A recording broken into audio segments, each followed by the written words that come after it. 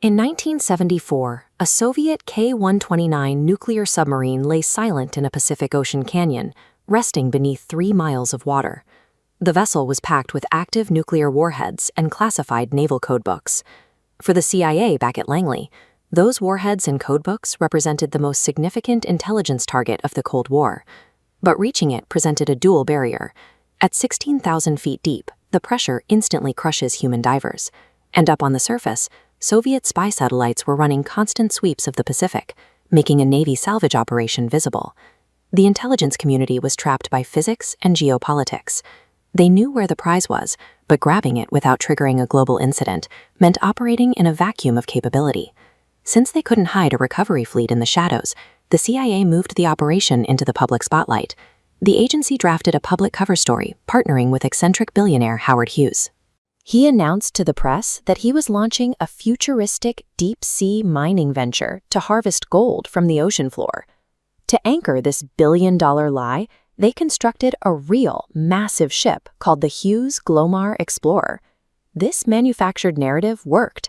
The global media and Soviet intelligence watched a billionaire play with his new toy, unaware they were looking at the largest clandestine naval operation of the decade. Beneath the PR campaign, the Glomar Explorer's internal architecture was dictated by the needs of the mission. The first major engineering pillar was the moon pool. This was a hollow chamber hidden inside the ship's belly, equipped with underwater doors designed to swallow the submarine from below, isolating the payload from surface observation. Lowering heavy machinery through 3 miles of ocean on a single pipe meant one bad wave could snap the tether. Pillar 2. Computer telemetry and heavy hydraulics. A dynamic positioning system read surface waves and mechanically compensated, staying locked over the target. The Glomar Explorer was a floating optical illusion, engineered to conquer the laws of physics without arousing suspicion. 3 miles below the surface, the environment is dark, cold, and unforgiving. Into this void, the CIA dropped Pillar 3, Clementine, a massive mechanical capture vehicle packed with cameras, sonar arrays, and hydraulic jaws built to wrap around the submarine's hull. In the summer of 1974, Clementine touched down on the seafloor, made contact with the K-129, and locked its steel jaws onto the target. Then began the lift phase.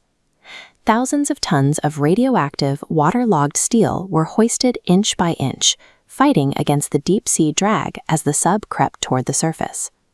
The CIA was on the verge of executing a Cold War heist, pushing mid-century engineering to its limits to secure a Soviet nuclear arsenal. And then, a deafening clang echoed through the ship's hull. Under the pressure of the lift, one of the heavy steel alloy claws fractured. 2/3 of the submarine slipped out of the grip. The codebooks and missile towers plummeted back into the abyss and shattered on the ocean floor. Clementine held on to the front third of the sub, allowing the CIA to recover 2 nuclear torpedoes and the bodies of 6 Soviet sailors. In 1975, the cover story collapsed. Investigative journalists exposed the true nature of the mining operation, triggering a geopolitical crisis. The CIA was caught in a legal paradox. They couldn't admit to stealing a Soviet nuclear vessel, but they couldn't lie to the press and say the operation never happened. So they invented a loophole. They crafted a response to block all inquiries. We can neither confirm nor deny the existence of the information requested. Project Azorian birthed the Glomar response, a linguistic weapon born from a broken claw that governments still use to enforce secrecy today. If you found this video helpful, hit that subscribe button and turn on notifications. I'll see you in the next one.